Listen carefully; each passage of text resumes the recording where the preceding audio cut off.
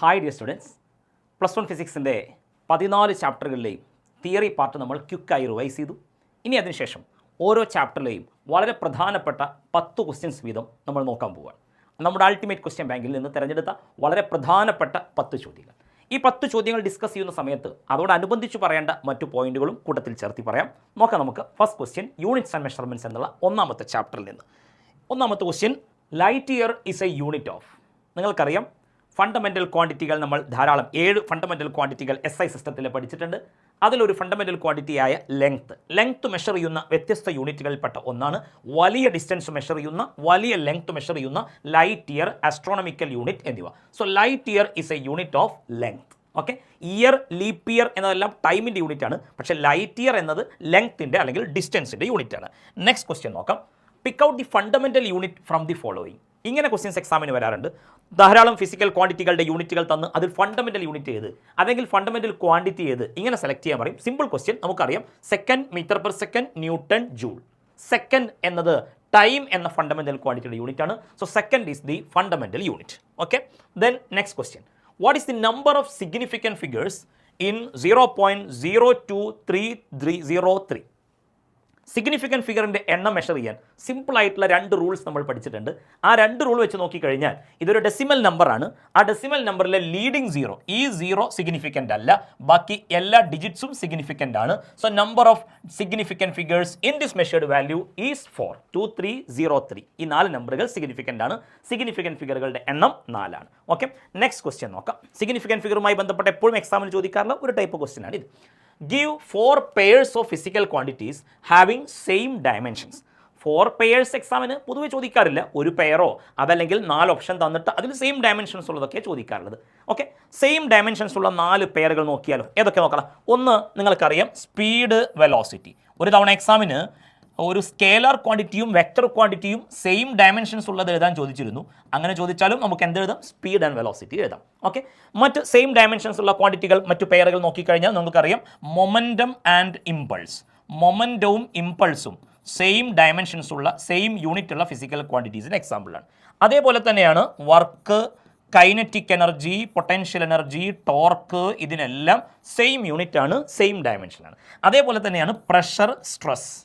Okay, പ്രഷറിനും സ്ട്രെസ്സിനും same ഡയമെൻഷനാണ്, സെയിം യൂണിറ്റ് ആണ്. ഓക്കെ, ശരി. Then go to the next question. A student was asked to write the equation for a displacement at any instant in a simple harmonic motion of amplitude A. ഒരു SHM, simple harmonic motion, amplitude A ആണ്. ആ simple harmonic മോഷൻ്റെ ഡിസ്പ്ലേസ്മെൻറ്റിൻ്റെ equation എഴുതാൻ ആവശ്യപ്പെട്ടപ്പോൾ ഒരു കുട്ടി എഴുതിയത് എങ്ങനെയാണ്? He wrote the equation as y is equal to a sin 2πv/k into t എന്നാണ്. y is equal to a sin 2πv/k into t. ഞാൻ അതിന് 2πvt/k എന്ന രൂപത്തിൽ എഴുതുന്നു. Okay, where v is the velocity at an instant t. For the equation to be dimensionally correct, what should be the dimensions of k എന്നാണ്. ഈ equation dimensionally correct ആവണമെങ്കിൽ ഈ ഡിനോമിനേറ്ററിലെ k എന്ന് പറയുന്ന ക്വാണ്ടിറ്റിയുടെ ഡയമെൻഷൻസ് എന്താവണം? സിമ്പിളായിട്ട് എഴുതാം. നിങ്ങൾക്കറിയാം, ഇതൊരു ട്രിഗണോമെട്രിക് ഫംഗ്ഷൻ അല്ലേ, sin 2πvt/k എന്നത്. ആ സൈൻ കോസ് ഒക്കെ കഴിഞ്ഞ് വരുന്നത് ഒരു ആംഗിൾ ആയിരിക്കും, ആംഗുലർ പാർട്ടായിരിക്കും. അപ്പോൾ 2πvt/k എന്ന് പറയുന്നത് ഒരു ആംഗിളാണ്, ഒരു പ്ലെയിൻ ആംഗിളാണ്, ഈസ് ആൻ ആംഗിൾ. നിങ്ങൾക്കറിയാം, ആംഗിളിന്, പ്ലെയിൻ ആംഗിളിന് ഡയമെൻഷൻ ഇല്ല. Angle has no dimension. Okay, ഈ ആംഗിൾ മൊത്തത്തിലെടുത്താൽ അതിന് ഡയമെൻഷൻ ഇല്ല. 2πvt/k എന്നതിന് ഡയമെൻഷൻ ഇല്ല. പക്ഷേ v വെലോസിറ്റിയും t ടൈമുമാണ്. ആ ന്യൂമറേറ്ററിലെ വിയും ടിയും അതിനെല്ലാം ഡയമെൻഷൻസ് ഉണ്ട്. പക്ഷേ 2πvt/k മൊത്തത്തിലെടുത്താൽ ഡയമെൻഷൻ ഇല്ല. അപ്പോൾ മൊത്തത്തിലെടുക്കുമ്പോൾ ഡയമെൻഷൻ ഇല്ലാതിരിക്കണമെങ്കിൽ ന്യൂമറേറ്ററിലെ ഡയമെൻഷനും ഡിനോമിനേറ്ററിലെ ഡയമെൻഷനും സെയിം ആയി വരണ്ടേ, എന്നാലല്ലേ കട്ട് ചെയ്ത് പോയി മൊത്തത്തിൽ ഡയമെൻഷൻ ഇല്ലാതിരിക്കുള്ളൂ. Okay, therefore dimension of k എന്ന് പറയുന്നത് ഡയമെൻഷൻ ഓഫ് 2πvt ആയിരിക്കും. Dimension of k is equal to dimension of 2πvt. 2 dimension ഇല്ലാത്ത കോൺസ്റ്റൻ്റ് ആണ്, നമ്പറാണ്. പൈ എന്നതിനും ഡയമെൻഷൻ ഇല്ല. പക്ഷേ v velocity dimension LT⁻⁻1 into time t. Okay, അങ്ങനെ വരുമ്പോൾ t⁻⁻1 t⁻1 ക്യാൻസൽ ചെയ്ത് പോയാൽ ഡയമെൻഷൻ ഓഫ് k എന്ന് പറയുന്നത് L എന്ന് വരും. Okay, dimension of k is equal to L. Okay, next question നോക്കാം. Each side of a cube is measured to be 7.203 metre. ഒരു ക്യൂബിൻ്റെ സൈഡ് 7.203 ആണ്. What are the total surface area and volume of the cube to appropriate significant figures. ഈ ക്യൂബിൻ്റെ total surface ഏരിയയും total വോള്യവും കാണണം. നിങ്ങൾക്കറിയാം ഒരു ക്യൂബിന് 6 ഫേസുകളാണ്. ഓരോ ഫേസും ഓരോ സമചതുരം ഓരോ സ്ക്വയറുകളാണ്. അപ്പോൾ അതിൻ്റെ ടോട്ടൽ സർഫസ് ഏരിയ എന്ന് പറയുന്നത് 6 × A² ആണ്. 6 × A². So 6 × A side 7.203 square. Okay, അപ്പോൾ ഇങ്ങനെ 6 × 7.203 × 7.203 മൾട്ടിപ്ലൈ ചെയ്താൽ ഇങ്ങനൊരു നമ്പർ കിട്ടും.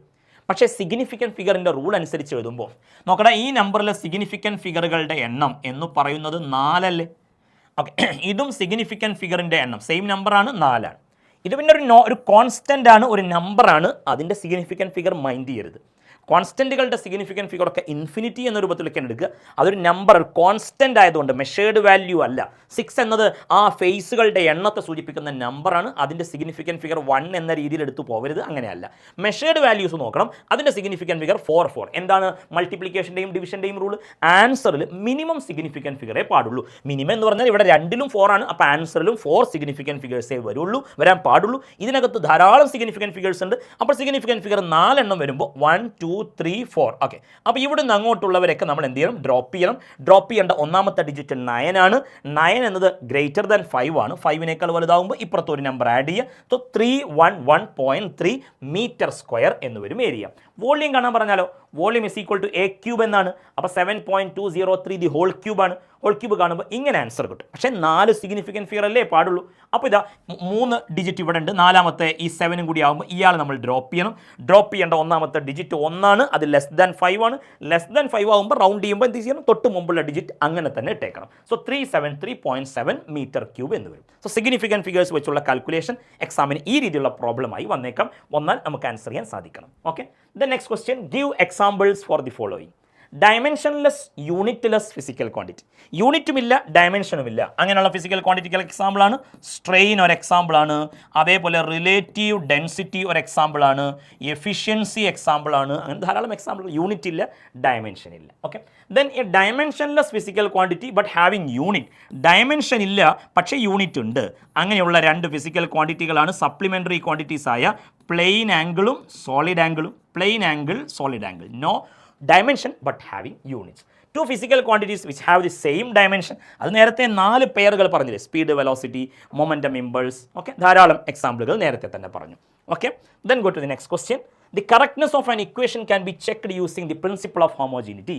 State the principle of homogeneity. എന്താണ് homogeneity principle? ഞാൻ ഇനി എഴുതി കാണിക്കേണ്ടതില്ല. Dimensions of all terms of an equation will be same. Okay, then using the principle, check whether the equation is dimensionally correct. ഏത് equation ആണ് dimensionally correct ആണോ നോക്കേണ്ടത്? F is equal to 2π × √L/g. അപ്പുറം ഇപ്പുറം 2 terms അല്ലേ ഉള്ളൂ. ഒന്നാമത്തെ term F ആണ്. എഫ് എന്ന് പറയുന്നത് ഫ്രീക്വൻസി ആണെന്ന് ക്വസ്റ്റ്യനിൽ തന്നിട്ടുണ്ട്.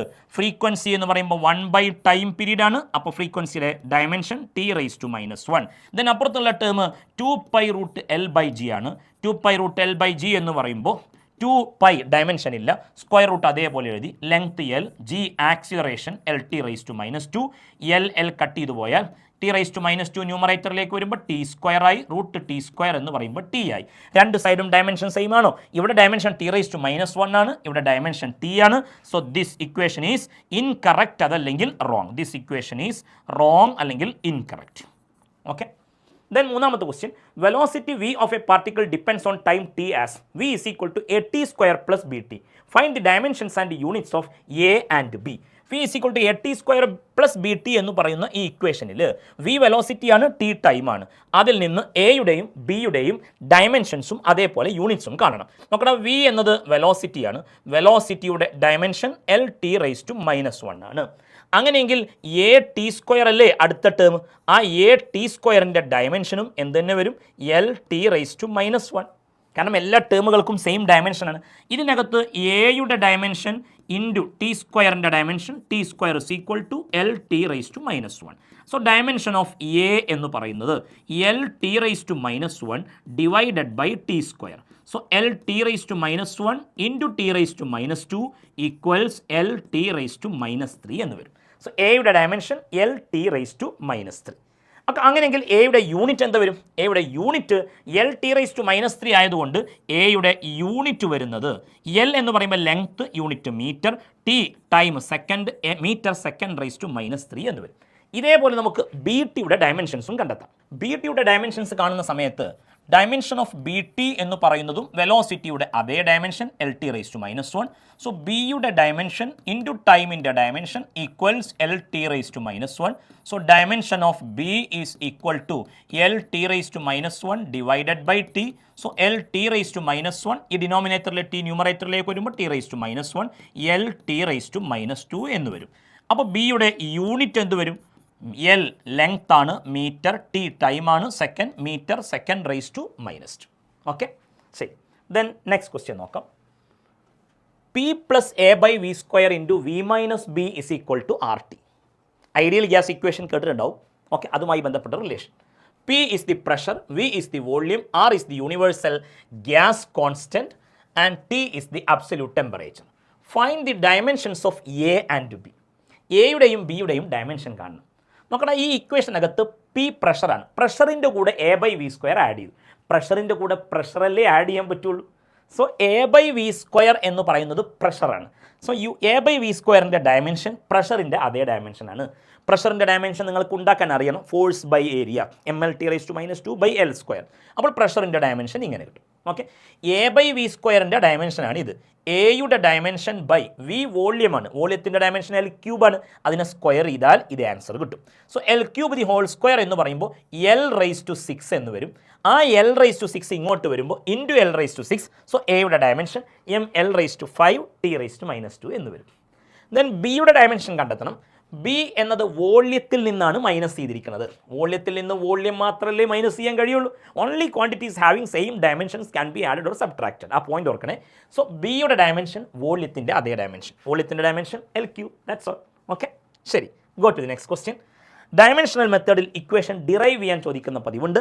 അതിൽ ഈ സിമ്പിൾ പെൻഡുലത്തിൻ്റെ ടൈം പീരീഡിൻ്റെ ഫോർമുല ഡിറൈവ് ചെയ്യാനാണ് ചോദ്യം. Consider a simple pendulum having a bob attached to a string that oscillates under the action of force of gravity.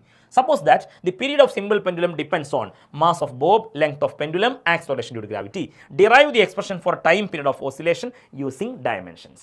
Simple പെൻഡുലത്തിൻ്റെ ടൈം പീരീഡ് എന്തിനെല്ലാം ഡിപ്പെൻഡ് ചെയ്യുന്നു എന്ന് പറഞ്ഞ് ആ ഡിപ്പെൻഡിങ് ഫാക്ടേഴ്സ് ഒന്ന് ഇക്വേഷൻ ഡിറൈവ് ചെയ്യാൻ ചോദിച്ചാൽ. ഓക്കെ, വീഡിയോ ഒന്ന് പോസ് ചെയ്തുകൊണ്ട് നിങ്ങൾക്ക് അറിയാവുന്ന കാര്യം തന്നെയാണ്, ഞാൻ എല്ലാം എഴുതി വെച്ചിട്ടുണ്ട്. നോക്കണം, time period depends on mass, length, acceleration due to gravity. എല്ലാവരുടെയും പവർ എ ബി സി എന്ന് എഴുതി. പ്രൊപ്പോർഷണാലിറ്റി മാറ്റി ഈക്വൽ സൈൻ കൊടുക്കുമ്പോൾ കോൺസ്റ്റൻറ്റ് കെ എന്ന് വരും.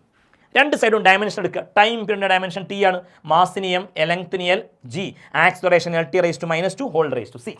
L T raise to -2 whole raise to C നമ്മൾ എക്സ്പാൻഡ് ചെയ്യുമ്പോൾ L raise to C T raise to -2 C എന്ന് വരും.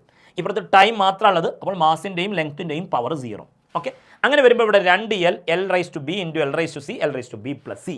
ഇനി പവറുകൾ ഇക്വേറ്റ് ചെയ്യുക. ഇവിടെ മാസിൻ്റെ പവർ എ ആണ്, ഇവിടെ 0 ആണ്. A is equal to 0.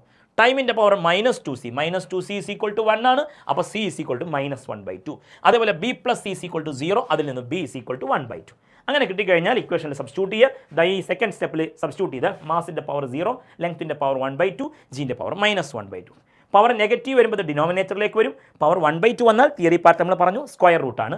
അങ്ങനെ വരുമ്പോൾ K into root L by G എന്ന് വരും. ഇതേപോലെ വേറെയും ഇക്വേഷൻസ് എക്സാം ചോദിച്ചിട്ടുണ്ട്. നിങ്ങൾ വേറെയും ക്വസ്റ്റ്യൻസ് പ്രാക്ടീസ് ചെയ്യണം. ഇവിടെയൊക്കെ ഈ കെ എന്ന കോൺസ്റ്റൻറ്റിൻ്റെ വാല്യൂ ചിലപ്പോൾ ക്വസ്റ്റ്യനിൽ തരും, തന്നാൽ ആ വാല്യൂ സബ്സ്റ്റിറ്റ്യൂട്ട് ചെയ്യാം. ഓക്കെ, ഇത്രയും ക്വസ്റ്റ്യൻസ് ആണ് പ്രധാനമായും നിങ്ങൾ യൂണിറ്റ്സ് ആൻഡ് മെഷർമെൻറ്റ്സ് എന്നുള്ള ഭാഗത്ത് ഫോക്കസ് ചെയ്യേണ്ടത്. വേറെയും ധാരാളം ക്വസ്റ്റ്യൻസ് ചെയ്ത് പഠിക്കുക. നന്നായി എക്സാം എഴുതുക. കൃത്യമായി ചോദ്യങ്ങൾ വായിച്ച് മനസ്സിലാക്കി വളരെ വ്യക്തമായി ആൻസർ ചെയ്യാൻ ഇതുവഴി നിങ്ങൾക്ക് സാധിക്കട്ടെ എന്ന് ആശംസിച്ചുകൊണ്ട് അവസാനിപ്പിക്കുന്നു. Thank you.